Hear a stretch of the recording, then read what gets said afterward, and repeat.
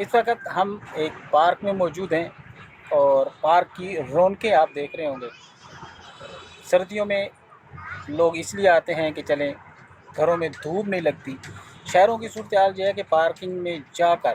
लोग धूप से इंजॉय करते हैं सर्दियों में और धूप के भरपूर अंदाज में लुत्फ़ उठाते हैं, लेकिन ख़ास तौर पर बड़े शहरों में। लेकिन अगर हम छोटे शहरों की बात करेंगे तो वहाँ पर आपको तो ना पार्क मिलेंगे और ना ही कोई ऐसी सैरगाहें मिलेंगी जिनमें आप जाके अपने आप को धूप से यानी कि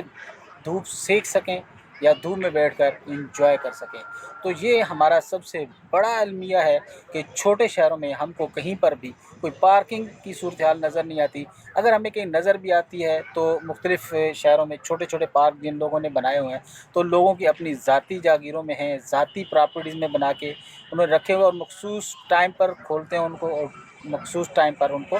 बंद कर दिया जाता है। तो पब्लिक के लिए छोटे शहरों में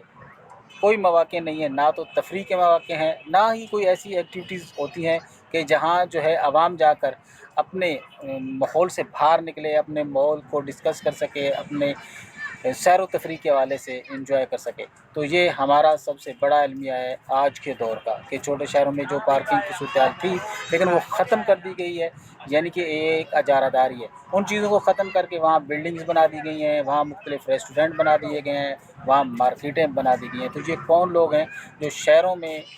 सब्ज़ा जो है वो ख़त्म होता जा रहा है, पार्क ख़त्म होते जा रहे हैं, तो सैर व तफरीह के मौक़े कहाँ लोगों को मिलेंगे। अगर हम इन चीज़ों पर गौर व फ़िक्र करते हैं तो ये एक अलमिया है हमारे लिए कि छोटे शहरों में ख़ास तौर पर यहाँ घूमने फिरने के मौक़े बहुत कम हैं, मार्केटें हैं और रोड हैं, बस आपने यही चीज़ें करनी है। इसके अलावा आपको कहीं पर भी घूमने का कोई चांस